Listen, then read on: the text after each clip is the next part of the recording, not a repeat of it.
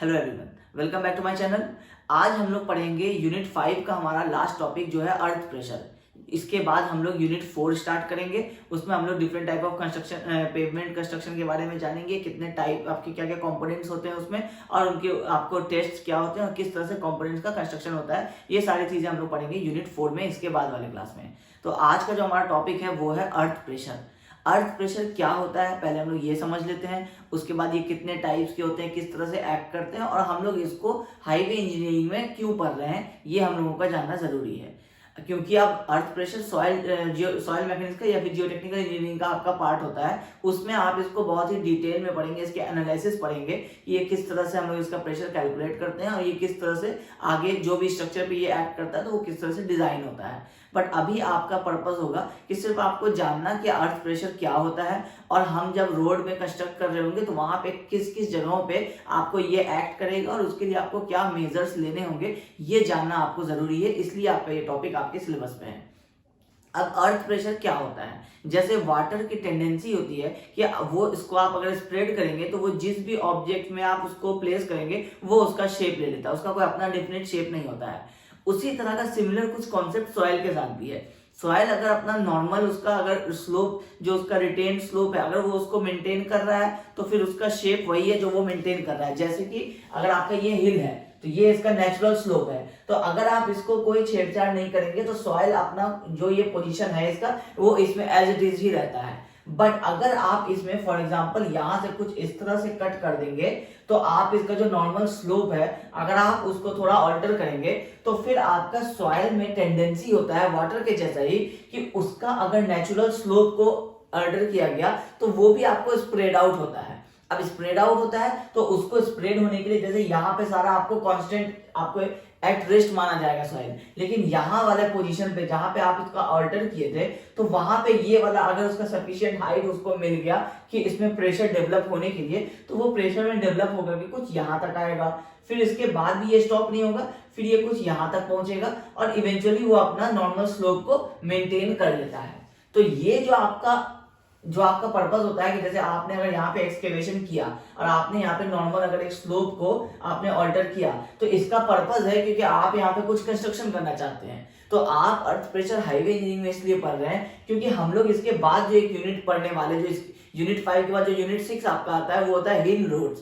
तो हिल रोड्स की जब हम लोग बात करते हैं तो वहां आपको इस तरह का कंस्ट्रक्शन इंपॉर्टेंट हो जाता है कि जब आप नॉर्मल किसी हिल के स्लोप को ऑल्टर करते हैं और फिर आप वहां रोड का कंस्ट्रक्शन करते हैं। तो ये हिल रोड्स के टॉपिक का ही एक रिलेटेड टॉपिक है, तो इसलिए हम लोग इसको यूनिट 5 के सबसे लास्ट टॉपिक के रूप में पढ़ रहे हैं। तो जब आपको यहाँ पे अगर रोड कंस्ट्रक्ट करना होता है तो इसके लिए जब आप जो ये हिल का एक नॉर्मल स्लोप होता है ये इस तरह से जा रहा है और आप इसको ऑल्टर करते हैं और फिर यहां से हिल इस तरह से आकर के इस तरह से जाता है, तो ये जो सॉइल जिसको आपने इसका जो आप नॉर्मल प्रोफाइल को जब आप अल्टर किए तो इसका जो टेंडेंसी होगा मूव करने का, इसको स्टॉप करने के लिए आप यहाँ पे रिटेनिंग वॉल्स यूज करते हैं। रिटेनिंग वॉल्स क्या होते हैं? रिटेनिंग वॉल्स का काम होता है किसी भी चीज को रिटेन करना जो इसके ऊपर प्रेशर दे रहा है, या तो वो वाटर भी हो सकता है वो आपको सॉइल भी हो सकता है। वाटर के केस में भी हम लोग इसको यूज करते हैं जब आपका एक तरफ रिवर होता है और एक तरफ आप बिल्डिंग कंस्ट्रक्ट करते हैं तो भी आप वहां पे रिटेनिंग वॉल लगाते हैं, और हम लोग सॉइल के केस में भी रिटेनिंग वॉल लगाते हैं। इसका पर्पस क्या हो जाता है कि जब आप नॉर्मल प्रोफाइल को ऑल्टर करेंगे तो ये आपको एक वॉल के ऊपर यहाँ जब ये स्प्रेड होना चाहेगा, जब इसमें प्रेशर डेवलप होगा तो ये आपको कंप्लीटली इधर मूव करना चाहेगा। तो जब ये मूव करना चाहेगा तो एक स्ट्रक्चर आपका प्रोवाइडेड रहेगा, ये स्ट्रक्चर का काम होगा कि इसके प्रेशर को बियर करना और इफेक्टिवली ग्राउंड में ट्रांसफर कर देना। ये इस रिटेनिंग वॉल का काम होता है। सारे आपको ट्रांसवर्स लोड को ये बियर करता है और ये डाउनवर्ड्स टू द अर्थ में ये आपको ट्रांसफर कर देता है। तो ये रिटेनिंग वॉल हम लोग प्रोवाइड करते हैं ऐसे किसी भी प्रेशर को, जो आपको सॉइल प्रेशर आ गया या फिर आपको वाटर प्रेशर आ गया तो इसको बियर करने के लिए हम लोग प्रोवाइड करते हैं रिटेनिंग वॉल। तो रिटेनिंग वॉल का जो पोर्शन होगा ये आप पढ़ेंगे जियोटेक्निकल इंजीनियरिंग में। अब आपको अर्थ जो प्रेशर दे रहा है रिटेनिंग वॉल के ऊपर, अब ये कितने टाइप का प्रेशर हो सकता है? तो दो टाइप का प्रेशर होता है, एक होता है एक्टिव प्रेशर और दूसरा होता है पैसिव प्रेशर।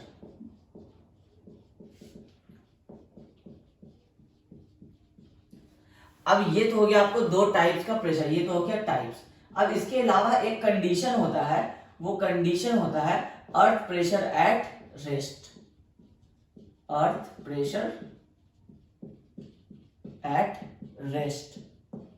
अब ये तीनों चीजें क्या होती हैं? तो एक्टिव अर्थ प्रेशर होता है कि जब भी आपका कोई इस तरह का सिचुएशन आएगा, जब आपको एक रोड कंस्ट्रक्ट करना है, उसके लिए आपने यहाँ पे हिल का जो नॉर्मल प्रोफाइल था, नॉर्मल स्लोप था, आप उसको ऑल्टर करते हैं, चेंज करते हैं, और आप एक यहाँ पे प्लेन लैंड आप अपना जितना भी आपका विड्थ रिक्वायर्ड होता है वो ऑब्टेन करते हैं।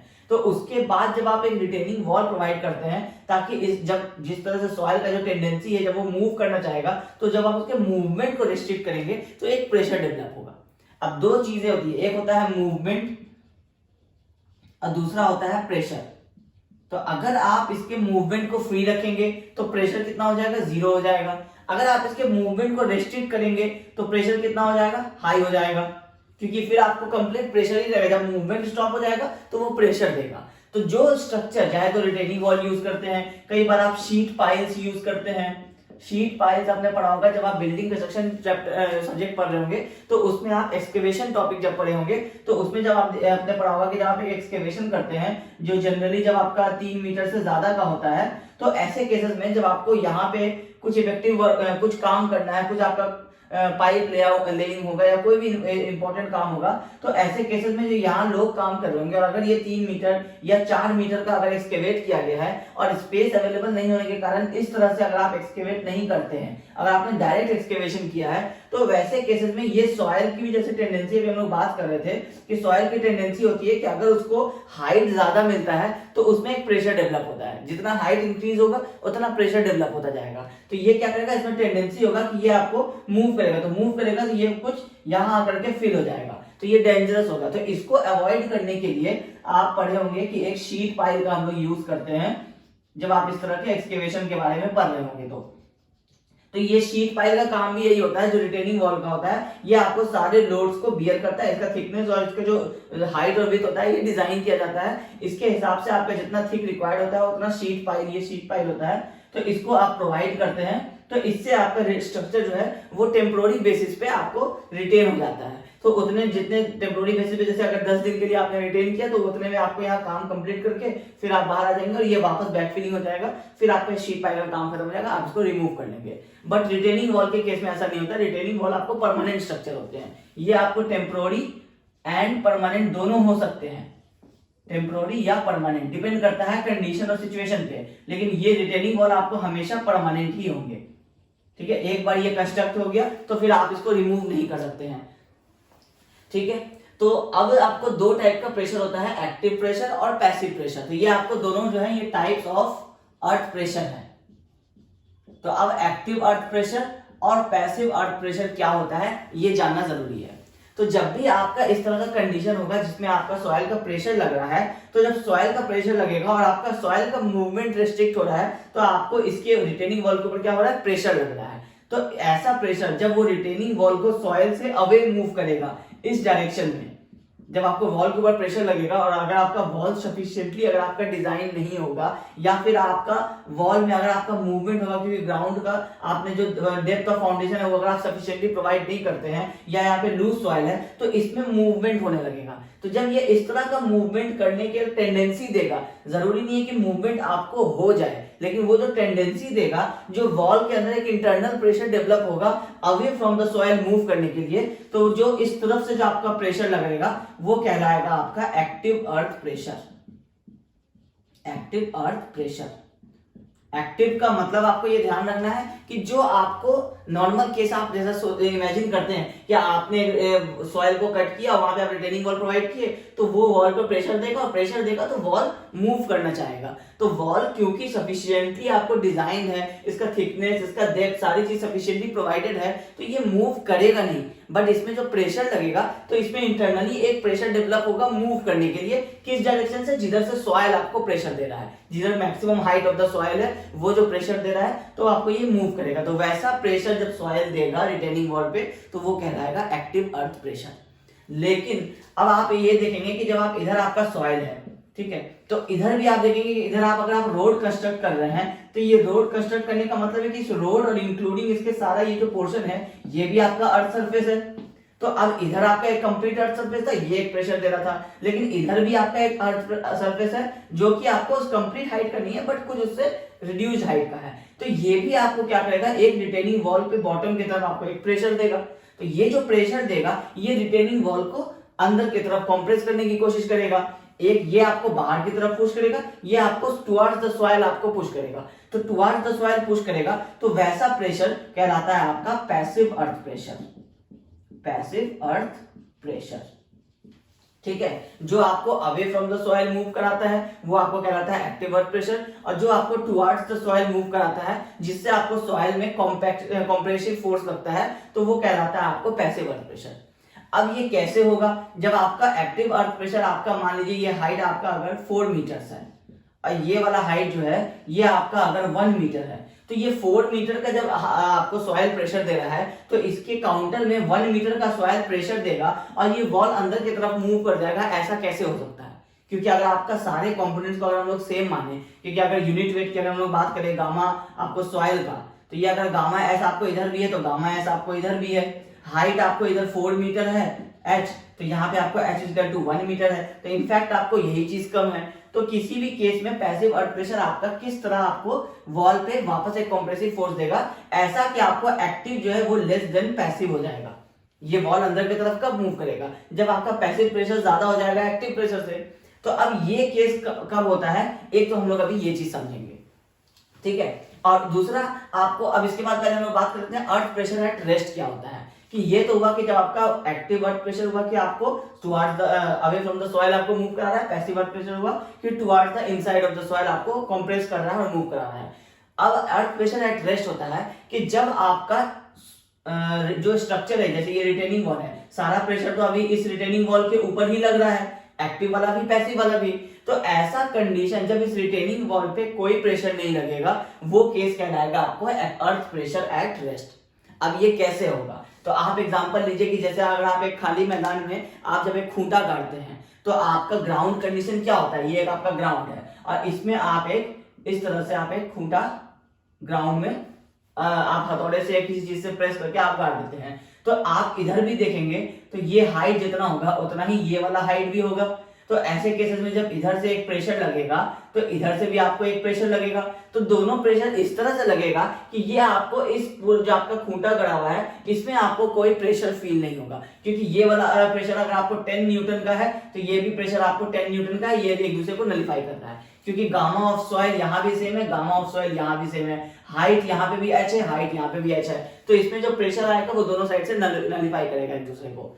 तो ऐसा कंडीशन जब आप प्रोवाइड करते हैं तो ये इस कंडीशन में कहलाता है अर्थ प्रेशर एट रेस्ट। मतलब इसमें active earth pressure equal to passive earth pressure हो रहा है, तो इसलिए आपको एक्टिव जो अर्थ प्रेशर है वो आपका रेस्ट पे है, इसमें कोई मूवमेंट नहीं होगा। इसमें आप मूवमेंट इमेजिन कर सकते हैं अगर आप अपने कंडीशंस को अगर आप फुलफिल नहीं करें, जैसे आपके डिजाइन में अगर आपका height of the depth of the foundation required हुआ फॉर एग्जांपल 0.8 मीटर, अगर आप 0.8 मीटर नहीं प्रोवाइड करके 0.3 मीटर ही प्रोवाइड कर दिए, तब जो ये अर्थ प्रेशर लग रहा है ये इसको मूव कर देगा, क्योंकि उस प्रेशर के लिए आप उसको सफिशिएंटली डिजाइन नहीं किए हैं, तो ये जो मूव हो जाएगा। लेकिन इस केस में क्या होगा कि आपका इसमें कोई डिजाइन करने की आपको जरूरत ही नहीं है, क्योंकि आपका एक खूंटा है, आपने उसको ग्राउंड में प्रेस कर दिया और सारे तरफ से आपको ग्राउंड ही है। तो आप प्रैक्टिकली अगर आप इमेजिन करेंगे तो आपने ग्राउंड में जिस जगह पे आप खूंटा आप सुबह गाड़ेंगे, आप उसको 10 दिन बाद भी आकर के देखेंगे तो वो उसी जगह पे आपको मिलेगा, क्योंकि उसमें कोई मूवमेंट हुआ ही नहीं। तो वैसा कंडीशन आपको कहलाएगा अर्थ प्रेशर एट रेस्ट। अब ये अर्थ प्रेशर एट रेस्ट हम लोग क्यों पढ़ रहे हैं और वो कहाँ काम आएगा, तो जो आपने देखा होगा जो आपका रेलवे ब्रिजेस होता है, जैसे नीचे से आपका रेलवे ट्रैक्स ले किया होता है और ऊपर से आपका ब्रिजेस होता है, तो यहाँ पे आपके ट्रेन के इफिशिएंट मूवमेंट के लिए आपको इधर एक रिटेनिंग वॉल प्रोवाइडेड रहता है और इधर भी आपको एक रिटेनिंग वॉल प्रोवाइडेड रहता है और ये आपका फ्लाईओवर रहता है। इसमें आपको ये ऊपर से रोड इस तरह से चल रहा होता है और यहाँ पे आपको व्हीकल का मूवमेंट हो रहा होता है इस तरह से। तो ये जो आपका सारा फिल किया हुआ रहता है, ये सारा फिलिंग जो है ये आपको इस रिटेनिंग वॉल पे प्रेशर देता है और ये रिटेनिंग वॉल मूव नहीं करे तो ये रिटेनिंग वॉल इधर मूव कर गया और ये रिटेनिंग वॉल अगर इधर मूव कर गया तो फिर यहाँ पे आपको रेलवे ट्रैक्स के जो ट्रेन के मूवमेंट के लिए स्पेस नहीं बचेगा। तो ऐसे केसेस में ये आपको यहाँ टॉप में आपको स्लैब से कनेक्टेड रहता है, जो आपका ये ब्रिज होता है। ये ब्रिज एक्चुअली क्या होता है, ये इसको एबटमेंट की तरह यूज करता है। आपने ब्रिज इंजीनियरिंग में पढ़ा होगा कि ये जो दोनों अगर आप इस तरह से अगर आप एक ब्रिज को देखते हैं कि ये आपका पियर्स है, ये पियर्स है, और लास्ट वाला आपका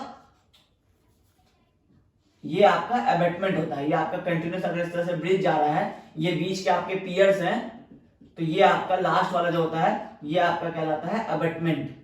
तो ये इसको अबैटमेंट की तरह यूज करता है। तो अब ब्रिज के लिए ये अबैटमेंट हो गया, लेकिन आपको ये अबैटमेंट आपको टॉप से तो लोड ले ही रहा है ब्रिज का, तो सिंपली सपोर्टेड ब्रिज के साथ हम लोग कंसीडर करें तो इस टोटल लोड का जो आपको टोटल व्हीकल के साथ जो टोटल लोड होगा वो हाफ इस पे आएगा, लेकिन उसके साथ साथ इसमें अर्थ प्रेशर भी लग रहा है। तो ये अर्थ प्रेशर इसको क्या करेगा, मूव करेगा, और ये लोड इसको क्या करेगा, कॉम्प्रेस करेगा। तो इससे क्या होता है कि ये जो आपका कनेक्शन बना हुआ है यहाँ से, ये आपको इस रिटेनिंग वॉल के साथ साथ ये कनेक्शन यहाँ तक इस तरह से बना होता है। तो ये इसको इधर मूव नहीं कर पाएगा, ये इसको इधर मूव नहीं कर पाएगा। तो ऐसे केसेस में भी आपका आएगा अर्थ प्रेशर एट रेस्ट, क्योंकि जब भी, इसका कहने का मतलब है कि जब भी आप रिटेनिंग वॉल के टॉप पोर्शन को अगर आप किसी चीज से सपोर्ट कर देते हैं, तो ये आप पढ़े होंगे प्रॉप्ड कैंटिलीवर, इसको हम लोग कहते हैं मैकेनिक्स में प्रॉप्ड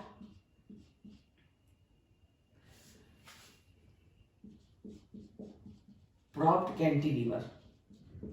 प्रॉप्ड कैंटिलीवर का मतलब क्या है कि कैंटिलीवर आप इसको पढ़ते हैं कि जब आप इसमें लोड लगाएंगे तो यहाँ इसमें डिफ्लेक्शन आएगा, लेकिन जैसे ही आप इसी कैंटिलीवर में यहाँ पे आप एक सपोर्ट लगा देंगे तो अब इसमें डिफ्लेक्शन जो आएगा वो कुछ इस तरह से आएगा। तो इसका मतलब है कि आपका ये जो मैक्सिमम डिफ्लेक्शन यहाँ आपका डेल्टा आ रहा था, ये डिफ्लेक्शन आपका अवॉइड हो गया। तो इसी तरह से अगर आपका एक रिटेनिंग वॉल यहाँ भी है और इसको भी अगर आप इस तरफ से ही आप कनेक्ट कर दे रहे हैं इसी लाइन से, तो अब क्या हो रहा है, ये इधर मूव नहीं करेगा, ये इधर मूव नहीं करेगा, तो ये जो हाइट है h ये आपका मेंटेन रहेगा। सेम चीज आपको इस कंडीशन में आता है कि ये आपका एक कैंटिलीवर है, ये भी आपका एक कैंटिलीवर है, और दोनों आप टॉप से कनेक्ट कर दे रहे हैं। तो अब आपको ये मैक्सिमम डिफ्लेक्शन जो है ये अवॉइड हो गया। अब बच गया आपको ये बीच का ये डिफ्लेक्शन। तो ये बीच का डिफ्लेक्शन के लिए ये जो वॉल का थिकनेस होता है, ये इसको आप पढ़ते हैं डिजाइन पार्ट में, जो आप जो टेक्निकल इंजीनियरिंग में पढ़ेंगे तो आप डिजाइन ऑफ रिटेनिंग वॉल नाम का चैप्टर पढ़ेंगे। तो उसमें आपको बताया जाता है कि कितना अर्थ प्रेशर आ रहा है, उसका आपको इक्विवेलेंट लोड कहाँ पे एक्ट कर रहा है, और उसके हिसाब से आपका ये कितना थिकनेस ऑफ रिटेनिंग वॉल आपका रिक्वायर्ड होगा। अगर आप उतना थिकनेस का रिटेनिंग वॉल प्रोवाइड कर देते हैं तो आपका ये प्रेशर को रेजिस्ट कर लेगा। जैसे हम लोग स्टील में टेंशन कंप्रेशन मेंबर पढ़ रहे थे कि कितना लोड आ रहा है उसके हिसाब से आपका कितना साइज रिक्वायर्ड हो रहा था, वही डिजाइन का कॉन्सेप्ट होता है, वो अब यहाँ आपको लगेगा। तो ये था आपको अर्थ प्रेशर एट रेस्ट का कॉन्सेप्ट कि किस तरह से आपका अर्थ प्रेशर एक्टिव और पैसिव होने के बावजूद भी वो आपको रेस्ट में रहता है। तो जब हम लोग उसके टॉप को सपोर्टेड कर देते हैं वैसे केसेस में, या फिर आपको ऐसे केसेस में जहां पे आपको एक रिटेनिंग वॉल या आपको स्ट्रक्चर दे रहे हैं और उसके दोनों साइड आपको सेम हाइट का ही सॉइल लग रहा है, तो वो केसेस आपको हो जाएगा अर्थ प्रेशर एट रेस्ट का। अब इंपॉर्टेंट ये है जो आज का हमारा लास्ट टॉपिक होगा कि किसी भी रिटेनिंग वॉल में पैसिव अर्थ प्रेशर ज्यादा और एक्टिव अर्थ प्रेशर कम कैसे हो जाता है। पहला कि एक तो ये एक्सेप्शनल केस होता है, ये जनरली आपको नहीं होता है हर बार, लेकिन अगर होता है तो किस कंडीशन में होता है ये आपको पहले समझना पड़ेगा। तो जैसे ये एक्टिव अर्थ साइड का जो आपका सॉइल है, इसमें आपको जो टोटल वेट है वो सिर्फ आपको इस सॉइल का है, लेकिन जब आप पैसिव वाले साइड में आते हैं तो सिर्फ इस सॉइल का आपको टोटल लोड नहीं आता है, इसके ऊपर जो आपको व्हीकल्स जब मूव करते हैं तो इस व्हीकल का जो आपको वेट होता है वो भी इसके साथ ही आपको वॉल पे प्रेशर देता है। मतलब एक तो आपको सॉइल का वेट प्लस आपको व्हीकल का जो वेट आपको सॉइल में ट्रांसफर हो रहा है, ये आपको हेल्प करता है रिटेनिंग वॉल पे प्रेशर देने में। तो ये कहलाता है आपको सरचार्ज। सरचार्ज कहते हैं कि जो भी फिलिंग के ऊपर एक्स्ट्रा लोड आता है, जो लाइव लोड होता है, जो मूव करता है, वो कहलाता है आपका सरचार्ज लोड। जैसे यहाँ भी अगर आपका एक रोड इस तरह से बना होता और यहाँ भी अगर आपका मूवमेंट हो रहा होता, तो इस केस में भी आपको एक सरचार्ज लोड एक्ट करता है रिटेनिंग वॉल के ऊपर। तो क्योंकि जब आप हिल रोड्स का भी हम लोग बात कर रहे हैं, तो ऐसे केसेस में जब आपका डाउनवर्ड साइड में यहाँ आपका स्ट्रेट रोड है, तो यहाँ पे आपको व्हीकल मूव कर रहा है, तो यहाँ आपको दो प्रेशर आएगा। इधर आपको एक प्रेशर आएगा सॉइल का, और इस दूसरे वाले साइड में आपको आएगा सॉइल, और साथ में आपको सरचार्ज।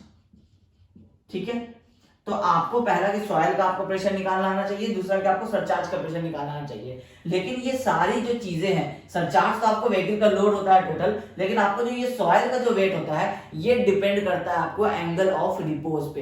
एंगल ऑफ रिपोज क्या होता है, ये सॉइल का आपका एक जो आपको जब उस पर प्रेशर पड़ता है तो वो कितने एंगल पे फेल होगा, ये उसका वो एंगल होता है। तो जनरली हम लोग सॉइल के केस में angle of repose 30 degree consider करके चलते हैं। ये जो टेक्निकल इंजीनियरिंग का ये सारा पार्ट है। तो जब हम लोग सॉइल का जब प्रेशर निकालना चाहेंगे, तो सॉइल का प्रेशर क्या होता है कि जब आपका एक ये रिटेनिंग वॉल है, तो इस रिटेनिंग वॉल पे जो आपका सॉइल का प्रेशर पड़ता है, तो सॉइल का प्रेशर भी वाटर के प्रेशर के जैसा होता है, वो हाइट के हिसाब से ग्रेजुअली वेरी करता है और बॉटम में आपको सबसे ज्यादा प्रेशर देता है। तो ये केस बन जाता है आपको लीनियरली वेरिंग लोड का केस।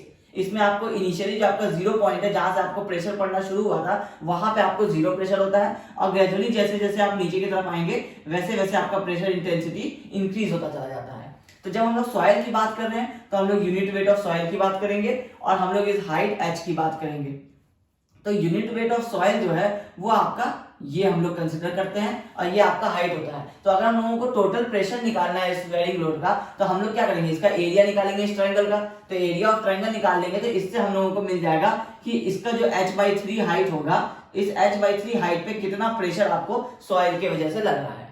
तो ये जो आपको सिर्फ एरिया निकाल लेने से आपको ये सॉइल प्रेशर एग्जैक्टली नहीं मिल जाता है। जब आप एक्टिव साइड में निकालते हैं तो एक्टिव साइड में आपको एक कोफिशिएंट आता है जिसको हम लोग कहते हैं coefficient of active earth pressure. जब हम लोग एक्टिव की बात कर रहे हैं, एक्टिव अर्थ प्रेशर। अब सेम यही कॉन्सेप्ट आपको पैसिव के साइड में भी लगेगा। इसमें आपका ये रिटेनिंग वॉल था, इसमें आपको यहां से लोड लग रहा था ये एक्टिव साइड से, तो पैसिव साइड से भी तो आपको कुछ ऐसा लोड लगेगा, क्योंकि इसका हाइट आपको 4 मीटर था और इसका हाइट आपको 1 मीटर था, तो आपको ये 1 मीटर वाला अपने लोड देगा। तो यहां भी आपको गामा एस रहेगा, यहां भी गामा एस रहेगा, लेकिन यहां जो एच है ये 4 हो जाएगा, यहां जो एच है ये आपको 1 हो जाएगा। तो इधर जब आप एक कोफिशिएंट यूज करेंगे तो ये कहलाएगा आपको coefficient of passive earth pressure. ये दोनों जो टर्म्स होते हैं ये आपको इंपॉर्टेंट होते हैं, क्योंकि आपका एरिया ऑफ ट्रायंगल आपको दोनों साइड तो आ जाएगा, बट एक्टिव साइड में क्या कोफिशिएंट होगा और पैसिव साइड में क्या कोफिशिएंट होगा ये डिफाइन करता है कि पैसिव ग्रेटर होगा या एक्टिव ग्रेटर होगा। तो आपको ये फिगर देख के तो समझ में आ रहा होगा कि पैसिव का जो आपका पैसिव ज्यादा कब हो सकता है, जब आपका सारी कंडीशंस आपका सेम है लेकिन इसमें हाइट आपका कम है। इसका मतलब है कि आप जिस कोफिशिएंट से मल्टीप्लाई करने वाले हैं वो कोफिशिएंट इसके कंपैरेटिवली इतना ग्रेटर होगा कि आपको ये टोटल इफेक्ट जो है ये आपको इससे ज्यादा हो जाएगा। तो जो आपका coefficient of active earth pressure होता है इसका आपको फॉर्मूला होता है, इसको हम लोग Ka से डिनोट करते हैं, जो coefficient of active earth pressure होता है। तो इसका फॉर्मूला होता है 1 - sin phi by 1 + sin phi।